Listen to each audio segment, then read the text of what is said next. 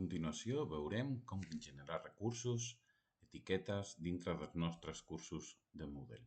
El primer de tot que hem de fer és activar l'edició, que sempre trobarem a la cantonada superior dreta.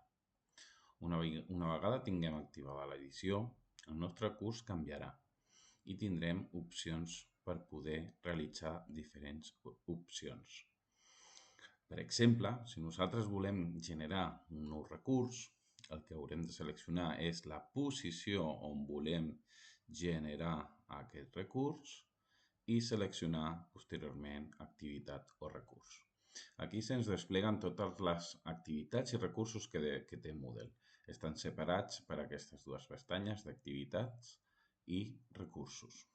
En aquest exemple el que farem serà generar una etiqueta i per tant seleccionarem àrea de text.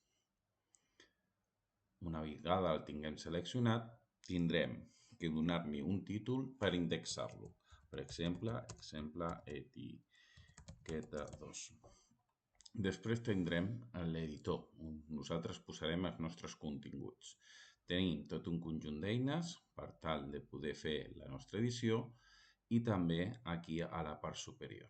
Aquest editor serà l'editor que trobarem gairebé sempre en tots els recursos que utilitzarem en el Moodle.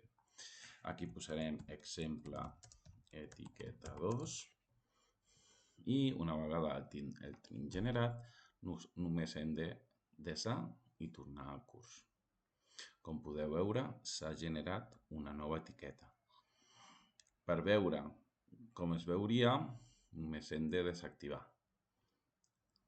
I si volem veure com ho veurien els nostres alumnes, podem canviar el rol a estudiant, per exemple.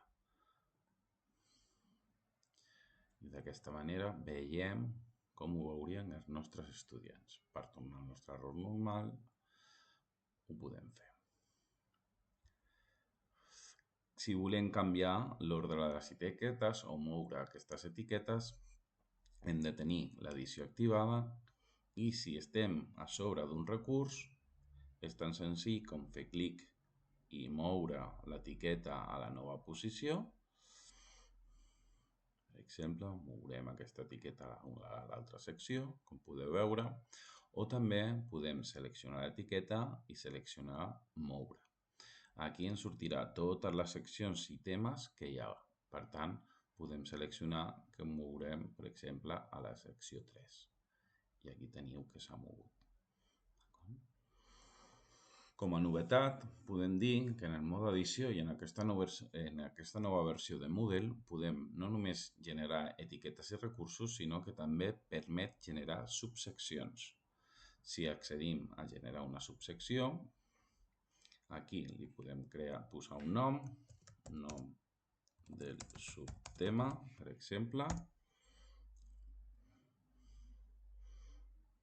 i afegir activitats o recursos dintre d'aquest subtema. L'interessant és que quan amaguem aquesta secció, s'amaga també aquest subtema que hem generat aquí. És un nou ordre d'ordenació força interessant quan utilitzem la visualització per temes o per seccions. També funciona per setmanes. Això és tot.